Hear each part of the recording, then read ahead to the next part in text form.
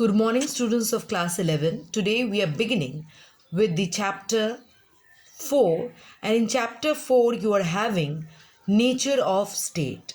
Now we are going to discuss what is nature of state. A nature of state was a circumstances or a state where there was no law, and because of having no law and a system of government and a structure of government, the system was conceived to be where the people were living in complete chaos and denial of one another. So, this system was conceived to be the system of a nature of state where people were living in selfish needs to just fulfill their desire by any means, and there was lots of criminal activities, and as there was no law and there was too many chaoses which led to the people to think that they were living in complete denial of law. This law or state of nature was a political theory which was modified by Hobbes, Locke, and Rousseau. In Indian context, we will say that state of nature was in Indian context.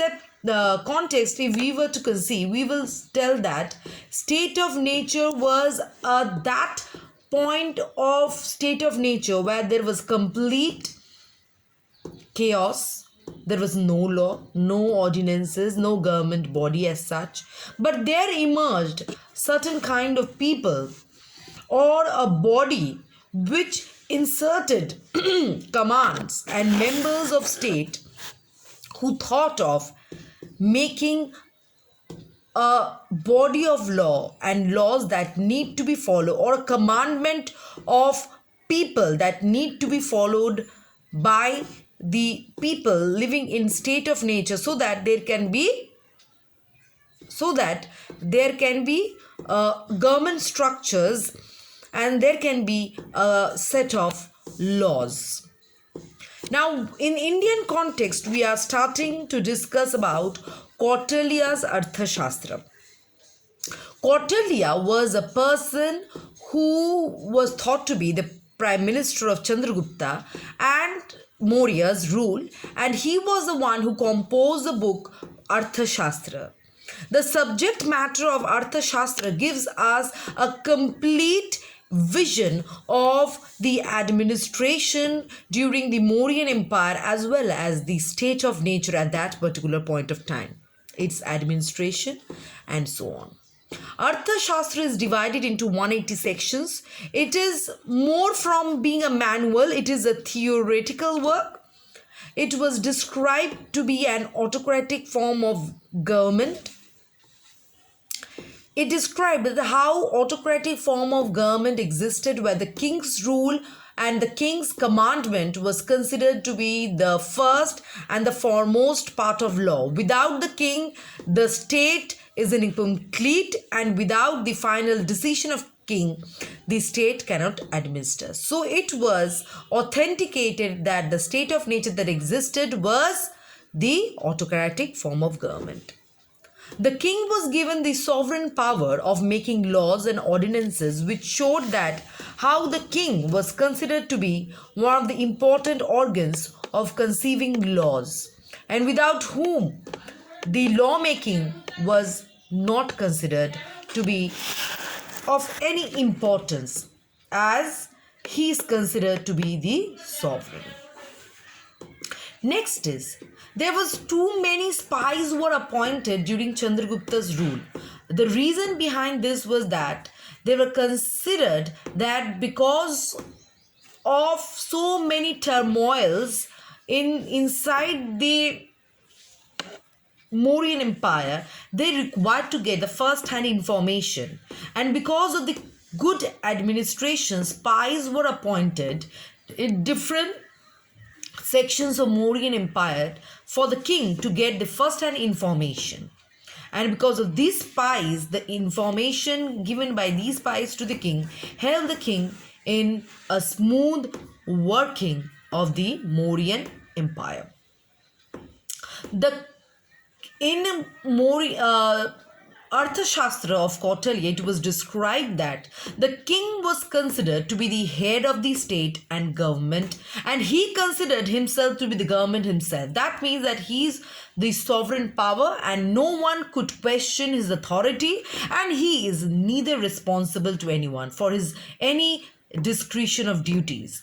All things of state and government was bounded by him, and nothing could be questioned by any other authority other than the king. And the king is neither responsible for anything done by him, and he is not responsible to the people for any kind of gesture or duties.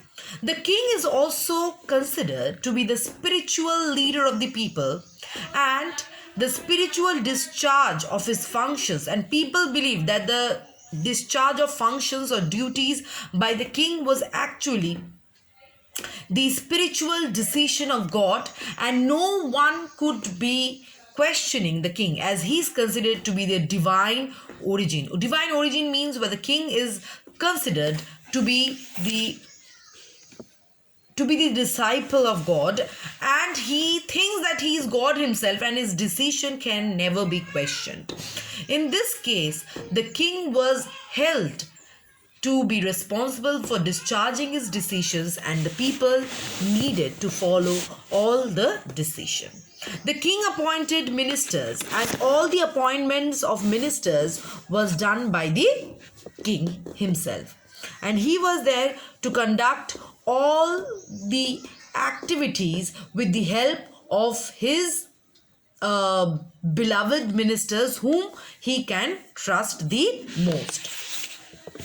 There was also a need of payment of taxes. Of course, when administration is need to be conducted, there must be some kind of revenue system by which the king and the government can continue the administration, and for this taxes were implemented, and people had to give taxes occasionally, and of course in some way they had to give taxes more oftenly, and that too the taxes payment were to be according to the discretion of the king. And the torture on the women, at that point of time, torture on women increased, but according to Arthashastra, the limitations were imposed on the torture of women.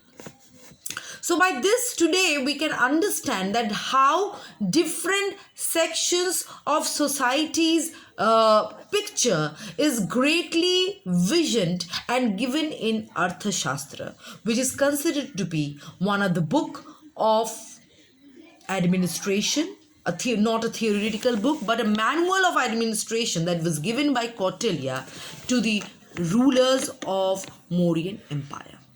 Thank you. With this video, your PDF will be attached.